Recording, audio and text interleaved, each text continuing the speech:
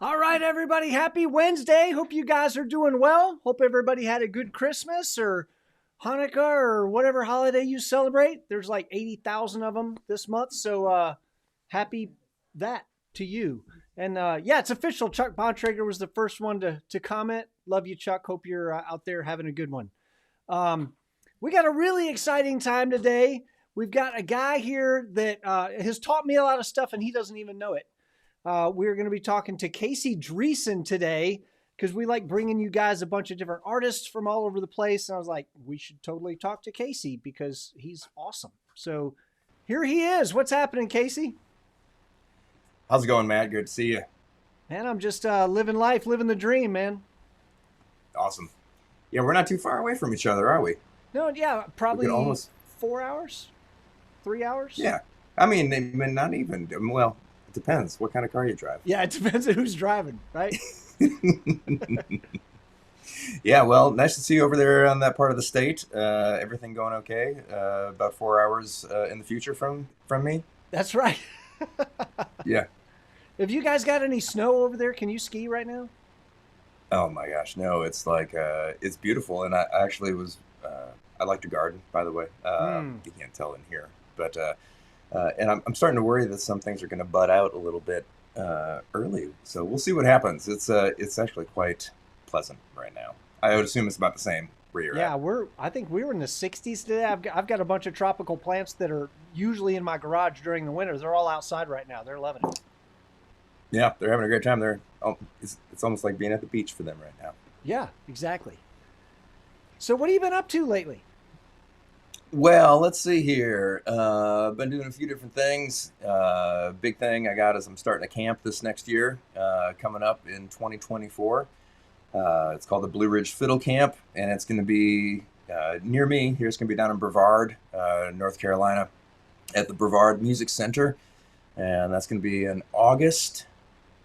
It's part of the Blue Ridge Camp series that they're doing there. They've got a banjo camp right now that's run by Bela Fleck, and a guitar camp that is run by Brian Sutton. And I'm about to add their fiddle, etc., I suppose, violin, fiddle, that instrument that we play, and it's all its related family instruments. I've been trying to figure out how to, say all violin family instruments, basically. It could be like a traditional thing from another country as well if you want to join in. Hurdy-gurdy is one that comes to mind. Nickel harpa. Yeah. We've got the erhu from China. We've got all sorts of great different bowed string instruments. But really, it stems out of my fiddle playing background and is meant for adventurous players of the instrument. More than it's geared towards for people of all styles that want to explore and kind of find their personal voice on their instrument, and through kind of taking in a bunch of different fiddle and violin musical stimuli, and we see what happens. So it's gonna be a lot of fun. That's a big thing that I've been working on lately. Yeah, it's just 10 or 15 minutes to throw one of those together, right? Is that the deal? Oh my gosh, this is the first year for it. I mean, I've done a lot of teaching at camps in the past. I've been doing camps for a long time since, I've been going to camps since like Mark O'Connor fiddle camp days back in, it was at Montgomery Bell State Park outside of Nashville for a long time. So I was there as a student, and then I started teaching there, and then I just started teaching at camps. I do a couple camps a year, and I've always just kind of thought it'd be a cool thing to have my own and pull together a bunch of what I see or things that speak to me about these other camps, and try and put a little bit different experience together. So yeah, it takes a lot of work for sure. We were talking about Mark O'Connor before we went on the air, and so much talent has come through that camp. I think it was a formative experience for so many fantastic players too. I would say it was that way for me. I went there when I was about 15, and I met one of my closest buddies, Luke Bulla, amazing fiddle player. We've stayed in touch. We've had bands together. We still play. So I met him. Evan Price was there when I was Yeah. a student. Hot Club of San Francisco. Amazing, amazing violinist. Met Sarah Caswell Mm. there. Hanukkah Castle. Some of the teachers that were there at the time: Matt Glazer, Mm. Claude Williams, John Blake, Paul Peabody, Liz Carroll, Mark Wood.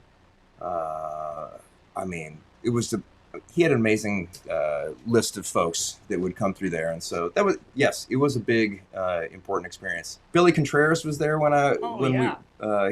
he was in the younger set of, like, if Okay. I was 15 and I was there, he was probably 10 or 9 when I was there. So yeah, it was a gathering place for all sorts of interesting walks of fiddle violin life. Well, you got some monster players scheduled to teach at your camp. It's gonna be a good time. I've got Daryl Anger. Well, let me back up and say that this camp is focused on exploring some different styles, or exploring music from people who have a very clear, distinct style of their own.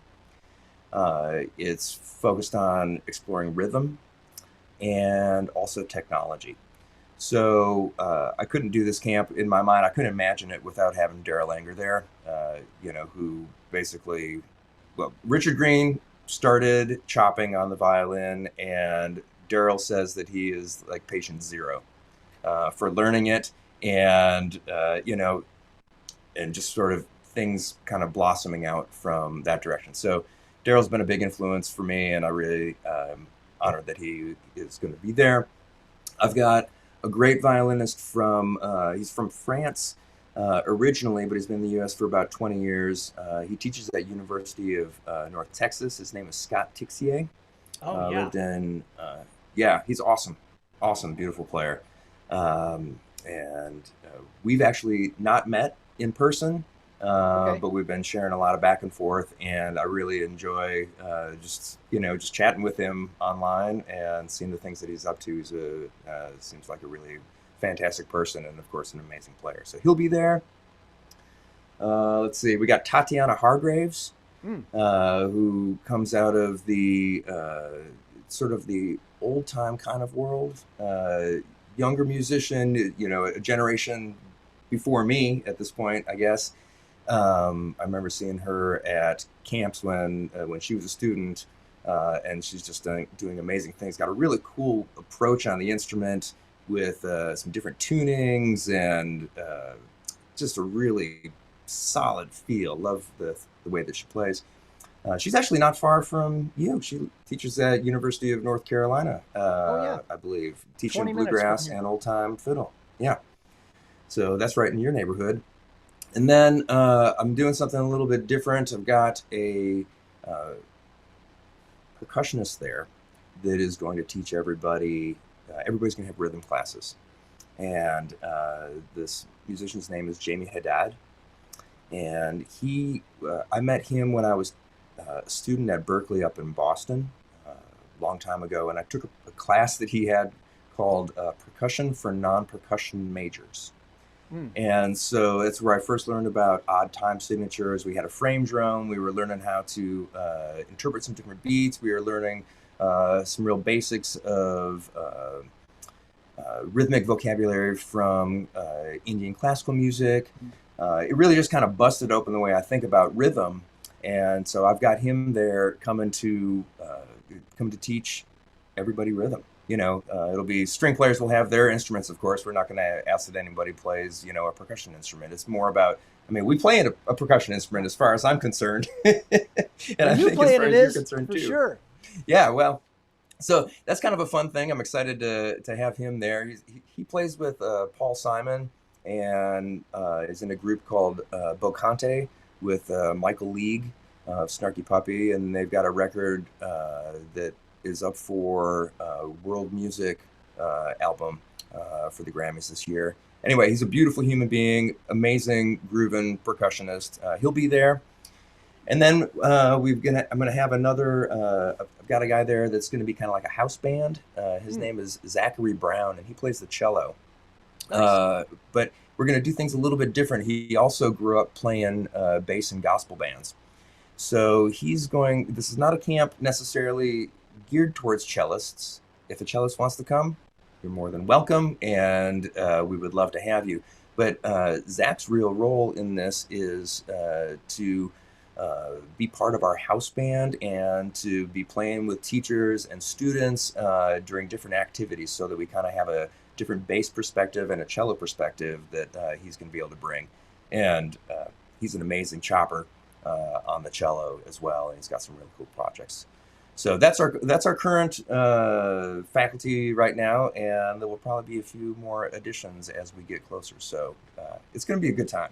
I'm really excited about it. I love the idea of having a percussionist there because, like, you and Daryl and Tracy and, Joe Denenzone, the chopping guys, it really is, the violin is a melodic and a chording and a percussion instrument. And like you taught me how to chop and you don't even know it. Like I bought your videos and that's how I learned how to chop. I sat up in my office just oh my gosh, like playing the dirt out of them things, trying to figure out what is this chopping thing.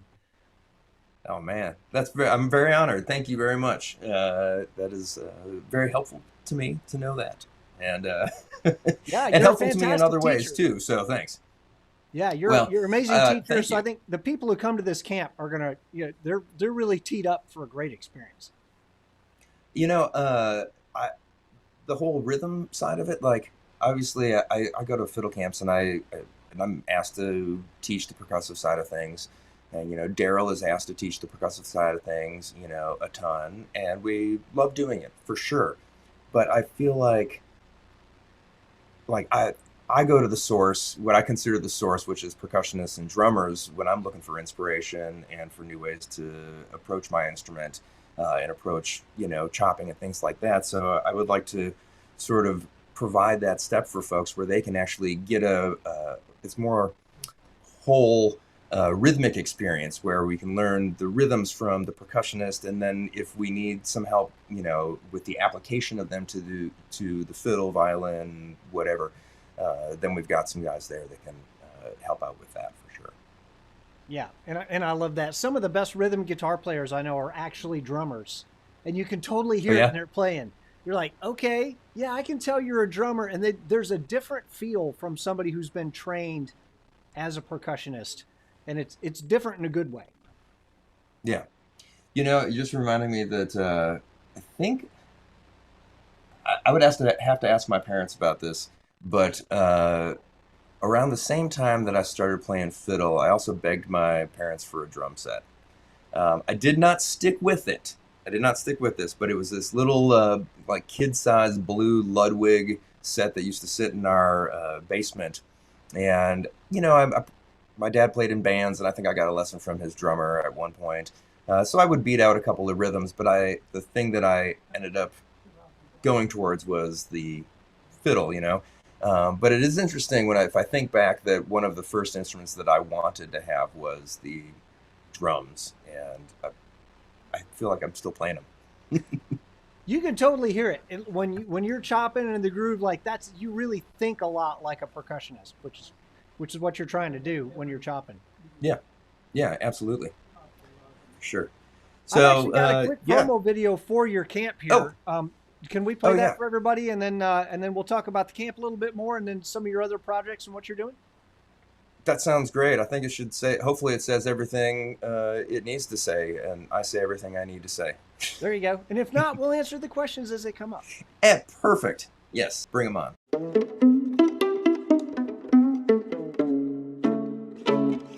Hey, it's Casey Driessen here, and I am calling all my violin and fiddle family players around the globe. 4, 5, 6, 7, 8 strings. Acoustic, electric, that thing you built in your underground fiddle laboratory, or even the hurdy-gurdy. I want to tell you about my Blue Ridge Fiddle Camp. In the past 30 years, I've spent lots of time at fiddle camps. From a student at 15 to an instructor at 45. Making lifelong friends and musical mates, and picking up loads of inspiration along the way. I've always wanted to have my own camp, so what I'm doing is I'm pulling together a lot of the things I've loved over the years and throwing in a few of my own twists for a fresh experience. This camp is for all you adventurous string players out there interested in tapping into your creative voice, no matter what style you play. Whether you like to wear many hats or you prefer one color of shoes. Many of my most inspirational moments have come through people who have different musical approaches than what I'm used to. And that's really helped me think outside this devil's box and find some new, fun, exciting ideas for the way I play my instrument. So, I'm enlisting a world-class faculty with an impressive range of experience to help us explore 3 of the things that fire me up the most: rhythm, technology, and style. Don't worry though, there's also going to be plenty of improvising. Everyone will have a dedicated rhythm class from our faculty percussionist. There'll be technology lab stations for sonic exploration, and you'll be picking up lots of inspiration and tips from how our faculty groove their way through music and their instrument. I want to make sure that you spend time with everyone, but you'll also have the chance to choose your own adventure. There'll be time to collaborate and to perform your music, and the camp will be capped off with a final public concert featuring faculty and students. All this takes place at the beautiful Brevard Music Center in the Blue Ridge Mountains of western North Carolina. So I invite you to join our community of people fascinated with the potential of this instrument, to come together for 4 awesome days of learning, experimenting, sharing, and playing, of course. I hope you can join us. It's going to be a lot of fun. And whatever you do, don't stop fiddling forward. That's awesome. That place is beautiful. It's really lovely. So this is the Brevard Music Center. It's southwest of Asheville, just about 50 minutes, I'm going to say. Of course, it depends on who's driving. That's true. And you got to watch out for those Brevard cops, though, I've heard. I do not small towns. Yeah, right, exactly. So this is this facility has they can actually house up to like 300 people there. So it's really designed for this type of situation. Our camp won't have that many, but just to kind of give you an idea of the scope of it, it's in the mountains, it's in the woods. They've got various levels of housing, from dormitories to like shared cabins to private cabins. They've got a couple of different concert venue facilities there. It's a really quiet, peaceful, creative sort of space where people can, really just focus on the thing that they're there to do, which is to get fired up and be inspired by, music and the other people that play this instrument.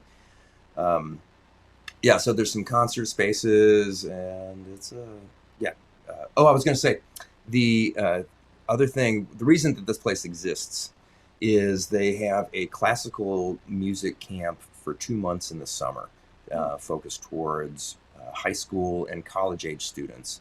And so these camps that we're doing, that the Blue Ridge series is, are on either side of that.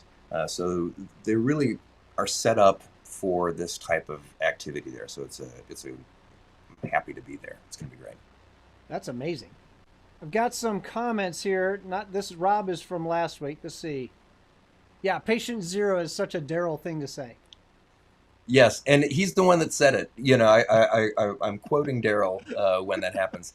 And that came out when I did this project called the Chop Notation Project with a friend named Oriol Sanya. He's a violinist from Barcelona. And anyway, the idea of this project was to create to bring the notation that existed for chopping up to date for the modern technique, because the technique, has developed beyond where the writing was. And so Oriol and I worked on that. And I spoke with Daryl about this, interviewed Richard Green for it, just to kind of get their histories with this. And it's through that experience that Daryl referred to himself as Patient Zero.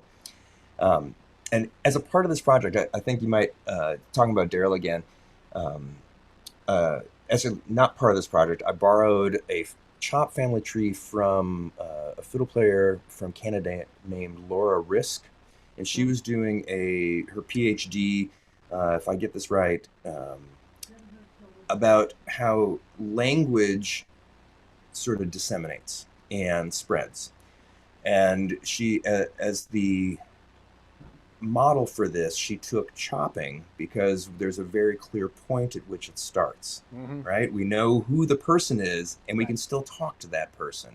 And so it's very clear this is the beginning of chopping. And then you can talk to all these people about where did you learn it? How did you learn it? Was it from a video? Was it from somebody at a camp? Was it from this person's recording? And she put together this chop family tree where basically, connected these lines of, you got Richard Green, and then you got Daryl Anger, and then you got people that, learned it from Richard, then you got people that learned it from Daryl and the Turtle Island String Quartet, and it's just specifically towards, I believe, Celtic music, how this has spread through that, because that's been her specialty. It's a really interesting thing to look at, and it's a very cool idea. So it's this chop family tree, and I included it in part of the project, but it's also as part of Laura's doctorate as well. That's awesome. Check it out.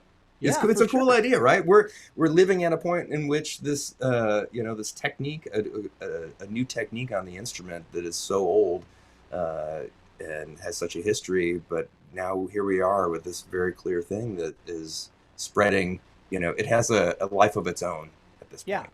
And it's really hard. It's once you learn it, you're like, I can't believe that like Paganini didn't think of this. I bet he would have loved it. He would. That seems to me that he would have loved doing that.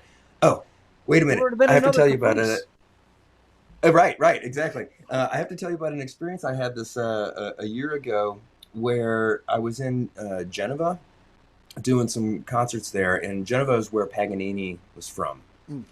And so his violin, the Guarneri that he played, the canon that is called, is he gifted it to the city of Geneva when he passed away.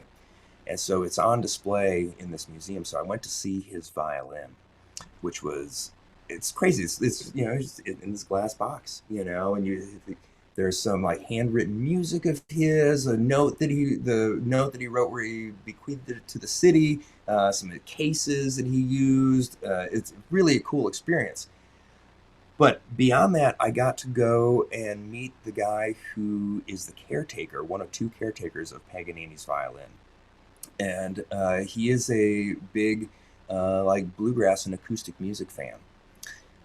And so I got to go to his shop, and his thing that he did was he studied that violin just like forever. I mean, he's the caretaker of it, right? So he knows everything about it, and he followed the history of it, and he started making exact replicas of Paganini's violin. So I went to his shop and I got to play one of these replicas that had gut strings on it, and the bridge, original type of bridge, which is different than the way ours are cut these days. And anyway, I got to play this violin was probably the closest thing in terms of like how it feels. Now I don't know if it sounds the same or not, but when I sat down and played it, it made everything. It was just so easy to play. Like it was just one of these experiences where like anything I thought of, I could play. It was just like think, play, think, or not even think, just play. And I got to chop on it. That's what made me think about it. Yeah, I was going to ask you, can you chop on gut strings? Do they like? Oh yeah. Do they skid the same? You can chop on anything. I mean, Well, it was you my can. coffee cup. I'll chop on this if you need me to. You can, yeah. No, you can absolutely chop on it. But one of the things I was amazed about with this instrument was that the range of dynamics was amazing. It was not as loud as my violin, but the dynamic range that it had was way bigger than my violin. Like, and to a point where like when you played quietly, you still heard the full sound of the note. Whereas, like if you play really, really quietly on steel strings or some sort of synthetic type of thing like we have here, like you have to have a minimum amount of pressure to get the full resonance of the string. I didn't feel like I had that on this instrument. I could be playing so, softly, and I would still hear the full note. And that was really exciting. So you had this really big dynamic range you could play with. Was he still on a Baroque Anyway. bow? Me? No, Paganini. Uh, Was he still playing broke bow, or was he out of tort bow? I don't know. I am not the person that has the answer to this question. I'm sorry. It's all good. We do have Maybe some other somebody will write questions. in and tell us. We do have some other What's that? questions. Okay, We got great. to know. We're asking from the UK. Are there any bears at the camp? Um, Probably. I think he was hoping yes. Actually, yes, there can be bears. I haven't seen any down there. I live in Asheville, and I live, 4 miles north of downtown. There's a mountain across the street. It's very wooded, and we have some bears a couple times a year, multiple times a year that will, go through part of our yard, or I'll leave in the morning and I'll see that it's trash day, and the bear knows that it's trash day, Yeah. and they What get do you into got it. there, boo boo? But yeah. So there can be bears. I can't guarantee any bear sightings, but Okay. you are in their home.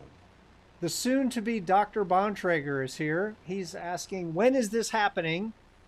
Yes, this is going to be August 22nd through 25th. And so that's right before most schools start. It is right after the Bela Fleck Banjo Camp, Blue Ridge Banjo Camp. So it's the weekend after that. It is a 4-day camp. So people basically, we check in on the morning of Thursday. We have activity, after check-in is done. And we got 3 solid days of instruction afterwards, and we finished with a concert. The you'll you'll rotate through each teacher once, and then because this is about also people's individuality and celebrating that and their personal take on the instrument, and I know everybody's got their own paths and their goals and the things that they want to get from this teacher or that teacher. So the idea is that on the last day, you kind of get to choose where you go, and you can kind of, if there's one person you want to work with a little bit more because of how they inspired you or whatever you're working on, you'll have that opportunity to work with them. So we got basically Awesome. 4 solid days of violin fiddle fun. There needs to be a way to say violin fiddle without having to say violin fiddle all the time. Yeah. But I want people to know it's, I call it a fiddle. My other buddy calls it a violin. What do you call it, Matt? Yeah, you see, both. I'll use both terms interchangeably. Yeah. I thought, and then you got like, okay, I got 5 strings. Do I call it something? Do I say 5-string fiddle? Do we call it the pentachord, Yeah. or I don't know. Yeah, I play a Anyway, six. it's important. And I Yep, know you they've do. called it a fa do lin because you've got fa and do.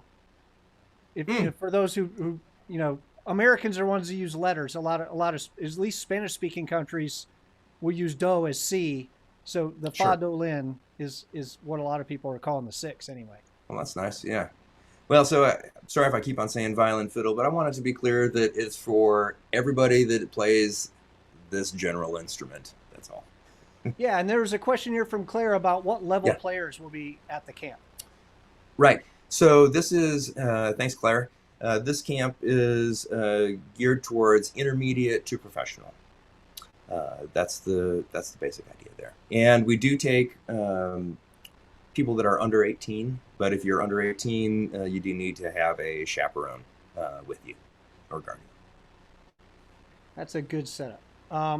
So yeah, somebody is saying that they've had plain gut and Yat Chup's great, does everything great, way more harmonic content. I think the biggest thing is just not very loud. Yeah, and I think it's also ends up being a little more temperamental with the tuning. And I'm going I'm going from so many different environments, from being in just my house here or being at a festival in the Northwest to being somewhere down in Texas and it's just inconsistent in those types of environments too, I think. But it was really, really fun. And I'm thinking that I probably need to just have one at the house here that's got gut strings on it to fool around with. Yeah, and I'm also instructed that Paganini would have played a tort. Oh, that's great. Thank you. Good to know. Awesome. And yeah, we're told that the chop is like the spiccato of the 21st century. Hmm.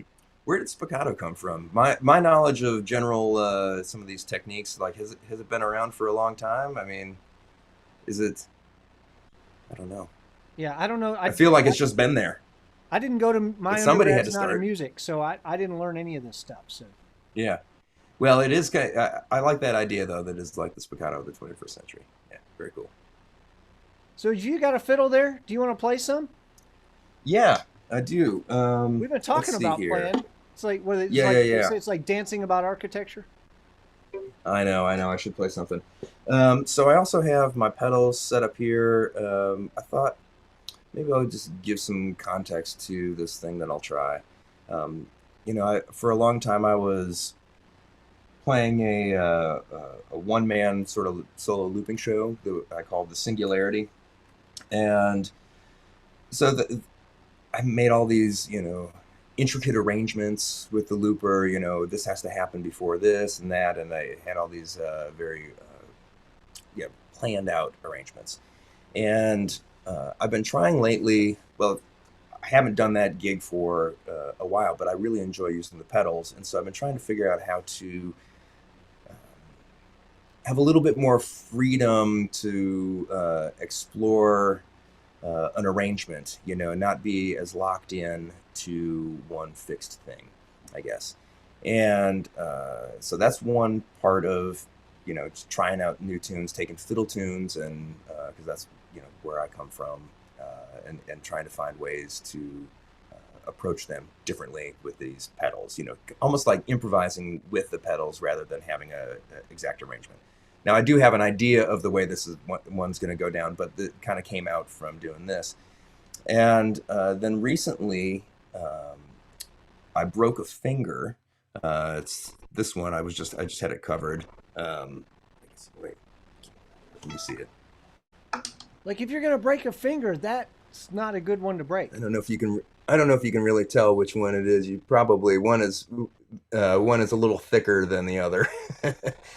So I broke it straight across here. I didn't hit the knuckle or the joint, thankfully, in terms of like crushing the bones. But I did crush this part pretty good. And so for most of the year, I've been playing three fingers because this happened back in February with second, third, and fourth. And that's been challenging to say the least, but also really, really inspiring. And I feel like I'm learning my instrument in a new way. Yeah. But now I'm to the point where like in 1 month ago, I was basically able to start playing with this finger again and start practicing with it. So now I'm in this strange transition period of where I'm like, am I going to use three fingers for this, or am I going to use four fingers for this? And it's strange, And sometimes my hand ends up somewhere in the middle, and it's just okay. Well, that's how that went. Uh, but so what I basically have been trying to do, and I'll do it in the beginning of this, basically just kind of exploring the instrument with just sort of free time, and so that I have the chance to think a little bit more, because I really had to plan where I was going to be going when I was using three fingers versus four. Like if I thought about how to play something, could I actually play it, and how would I play it, as opposed to just thinking and playing. Mm-hmm. So I'm going to set up a little drone and just kind of explore. Maybe I'll start exploring with three fingers, but I'm also trying to bring this fourth finger back into it, so I'm going to end up using it for sure. And then I'll set up a little bit of a groove and kind of play this fiddle tune in a different way than I normally would play it. Yeah. So, let me give I'm going to turn off these vocal mics and turn on this other camera, and just give me a second, and then we'll see what happens.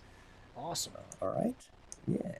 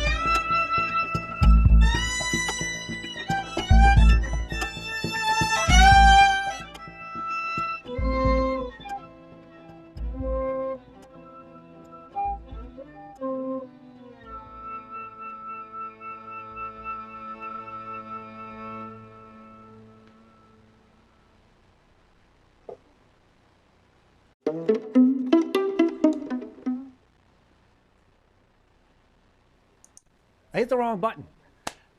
So good. All right. Oh, thanks. How's that first finger feeling? It sounded good. You know, well, thanks. It gets tired, basically. You know, I spent most of my time this summer, you know, with my finger pretty much straight like this, and then like when I had pins and when they came out, and you know, like the first thing that I could, you know, like the amount that I could move it was essentially kind of like, you know, like you can't even tell that it's even moving. And so, you know, I'm at the point where I can get it to about this, but I can't quite get it to the way that you want to have your fingers that Right. way. So I'm not there yet. So it's a lot of strength training going on right now, and I've played about 3 gigs at this point with it, with the first finger, and I start with 4 fingers, and by the end of the night, I'm back to 3. You know, it's sort of like this. This is it's sort of a sliding scale of, okay, well, a little bit less of the first finger, a little bit less of it, a little bit less of it, and like, oh my gosh, I can't even get it down to hit the fingerboard in time. You know, it's Yeah. just tired. I said, do you lose So speed and all that with it too? yeah, it's just like accuracy and speed is the thing that, you know, they come with strength, I suppose. You know, the dexterity, the, you know, being able to make really quick, fast changes. But it's getting there. It's coming back. How does one Uh, even smash their first finger like that? Is this a story you can tell in public? sure, yeah, yeah. I did it to myself with a sledgehammer, Oh, and yeah, I did it for real. I holy didn't just cow. like I didn't just like have a crazy night out and like fall down the stairs or something like that. I just I was helping out somebody with something and pounding in a steak. And to be honest, I mean, I wear great gloves, which probably saved my finger whenever I do work, and I'm very careful, like very careful. I don't put my hand in between of like where I'm about to hit something, but Right. somehow my finger got there. So I think what happened is I hit it. I wasn't like rearing back or anything like that, but a sledgehammer is like 6 pounds, 7 pounds. It's heavy, and so I think it must have bounced, and I probably just mentally like you do it, you complete an action that you intended to Right. do, and you're like, okay, I must be done with that. So I bet started to pull my hand away, and I bet it came back down like on a bounce or something like that, and my finger was in between. Ay. So yeah, but I don't recommend sledgehammer work for creative inspiration. It will do. It will do for sure. But what I really do recommend though is gloves, and I wear them all the time, and I'm pretty sure it saved my finger. So I'm just glad to have one still. Yeah. Yeah, I was in high school and I almost cut the second finger off on my left hand. And so Oh there's a wow. scar all the way around this. It was with a knife. I was helping my grandma in her garden Mm. and Yeah, using a knife to pull some carrots out, and the carrot broke. And I ended up pulling the yeah. knife as hard as I could right into that finger, and it stuck into the bone. Oh man, that's scary. How old Yeah, were you? High school? high school. Yeah, I pretty much Yeah, panicked. yeah. I'm Yeah, sure. I wasn't real Do you cool have about any it. residual effects from it? Within a month, it was like it never even happened. That's I great. got so That's great. lucky. Like missed the nerves, Yeah, missed everything. Yeah, I got super yeah. lucky. I don't have any nerve issues. I did have to have some tendon and lateral band sort of repair happening, but like everything feels normal.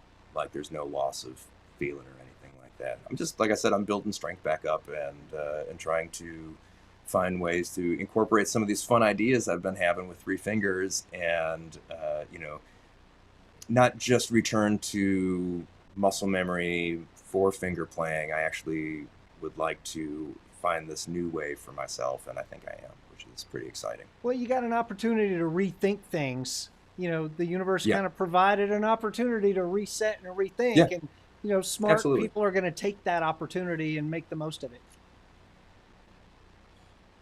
If I didn't, I'd be just like, ugh, life would be really tough right Mm. now if I was not trying to make some lemonade. Well, the whole deal about the creative process is helped along by constraints. You were at Berkeley Yeah, for a while. You for know sure. David Wallace, and that is the thing he always talks Mhm. about. Or if I feel a little paralyzed by too many options, if I choose my constraints well, it's going to help Mhm. me be creative. And you kind of had a constraint chosen for you. Yeah, I mean, trying to not play with one finger for like 9 months is I would never be able to do that had I not had an injury. Right. Like I might say, okay, here's a cool practice thing I'm going to do, and I'm going to do this for 9 months, and we'll see what happens. I don't know that I would have been able to stick with it, other than I was required to do it by my injury. Um, but it's all fine. It's going to be good in the end, and like I said, there's a lot of cool creative stuff happening. Um, yeah. Anyway, Couple of questions um, here. yeah, Somebody said they want to go, but the college may prevent you. Tell you what, I'll write you a letter. I'll write you a note. I will You write just that tell letter them, too. you tell them Matt said it was okay, and you can go. How about that? Yeah, I know that it's right at the cusp of kind of when these times when people start going back to school, but people go back to school at different times, and there was not a way to make it not be this weekend. So hopefully you can make it there with us. It is a 4-day camp, so it's not a full week, and it's really just two of those days are Saturday and Sunday. So hopefully it can work out. Pete was asking if you're using a gated reverb, so that's kind of a way to maybe launch you into Yeah. talking about what exactly, what are you working with there? Yeah, let me flop this camera over here. I will not be able to look at you, Matt, but I will be able to hear Most you. people are glad to not have to look at me. Oh man, I love that jacket you got on. I want more of it. Um, okay, so let's see here. I sometimes use a gated reverb. I do like the sound of it. This particular reverb here, it's the TC Electronics Hall of Fame. It, it doesn't quite do the gated reverb in the way that I would love it to, but I will usually make a short, like a really short reverb here. I'm not sure that I was doing that on this last one.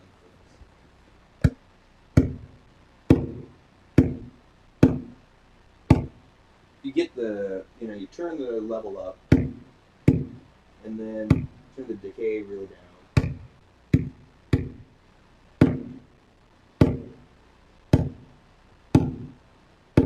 You get more reverb than you would normally have in a small room, which that is more the decay time in a small room. It's even too long. But I actually don't have a good way to get it to totally cut it off like with a restaurant or regular reverb. But I try and get that happening over here. Nice short reverb. So yeah, I do that sometimes. Actually, I would say that like regarding reverbs, I end up trying to adjust the reverbs that I'm using on different parts when I'm layering things, so that so it's not the same fiddle sound, with each layer that I'm using, and kind of create different spaces. Like if I want something to blend into the background a little bit more, in addition to using like a volume pedal to do that, I would use maybe a larger reverb with something that's a little more diffuse, so it feels like it sort of sits back as part of the texture as opposed to something that's maybe a shorter reverb that you're We're addressing. kind of losing your mic when you're on this side. Oh, let me see if Sorry. I probably. No, you're right. I had it. This will be better. I'm sorry, everybody. Yeah, way better. Yep. Yeah. Should I say anything else about that, or did enough of that come through? I guess. I was able to get it. I just had to work too hard, and I'm lazy. Okay.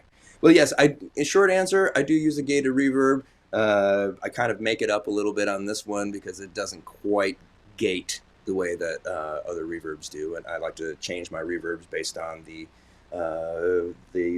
place that they might live in this loop or texture, that I'm creating. Bigger reverbs kind of tend to sit things back and be more of a background sound, and shorter reverbs for me tend to be things that are a little more present and upfront. Are there other questions? I can't look over really and see what you Yes, got there going was on another over one there. here. Matt Manweiler's here. What's up, Matt? So nice to see the Hey, Moog Matt. cluster on there. Oh And yeah, says he's always kind of balancing the weight and the irreplaceable nature of them now. Like, am I willing to risk this thing to take it out on the road? I know. I know exactly what you're saying. It is a cool pedal. I was using this one. Here, I'll show you what the sound was that I was using, so people know where that's coming from. Um,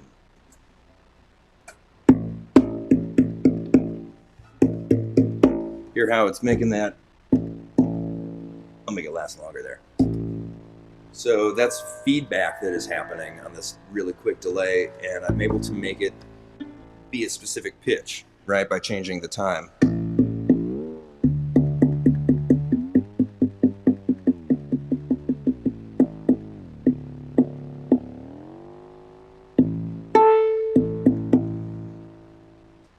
So that's where that sound that I was getting is coming from.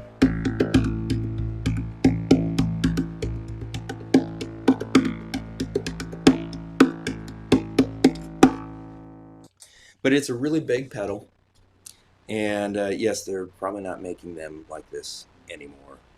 I did just get another new pedal, and I've got to figure out. I'm liking it so far. I've just started testing it out. It's a microcosm by Hologram. Yeah, but I don't really have room on my pedal board right now, so I got to figure out what to do. I might get rid of this expression pedal and try and squeeze it in some other way, rearrange things. But Just need a Yeah, I bigger do like board. the. Yeah, but Matt was just talking about the weight. That's the thing, though. Like, if you're going to travel with it, like you're trying to keep it under 50 pounds, right? So that at least you don't get hit with a bunch of like overweight. I'm gonna have more bags than you know than allowed. I'm gonna pay for a bag, but I would at least like to try and pay for a bag that is not overweight. I guess. Uh, I do like having the knobs though, and all these. That's what like. You've got this H9 over here that basically can do what this does. It does what this does, but there are times where I like to change things in the middle of a performance, and having a physical knob is much preferred to me, um, as opposed to having like an iPad set up, which I would need to do really to adjust the H9 patches quickly. So, other pedal board things while I'm over here. I don't think so. Okay. Yeah, it's just when you talk about having the knobs that you can tweak. I spent the last 10 years playing in a rock band where we're pretty much a party band, and I've got about 20 presets that I use, and there's not any tweaking because it's a Yeah. very specific thing that we do. Yeah. And like you and Joe Denenzone and Rob Flax and Matt, some of these other guys that are doing more experimental stuff, people are always asking us about, do you like multi effects pedals? I'm a Helix guy, and or do you Yeah. like stomp boxes? And it's an application thing. What Yeah. what is your application? Are you doing a lot of real time experimenting with sounds, or you got like Yep. a number of sounds that you're pretty much using those, and the experimenting is in the playing? You know what I mean?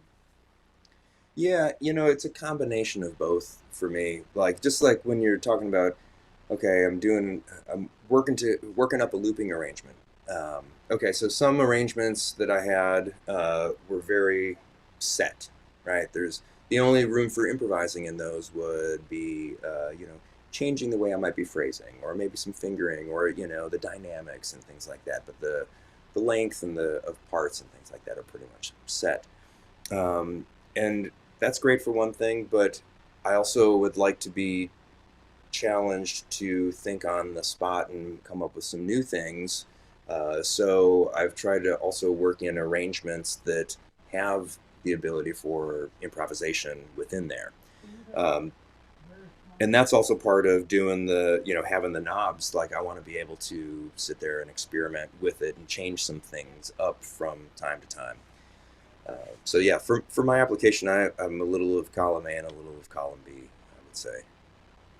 Yeah, and I think it just sort of speaks to like what is the right tool for the job that you're doing. Because we got all these Absolutely. violins on the wall, and people say, "Well, what's the best one?" And I go, "Well, there's no such thing as best. It's what is Hmm. what is the application, and then what's the Yeah. right tool for that application." Like you play a solid body electric also, right?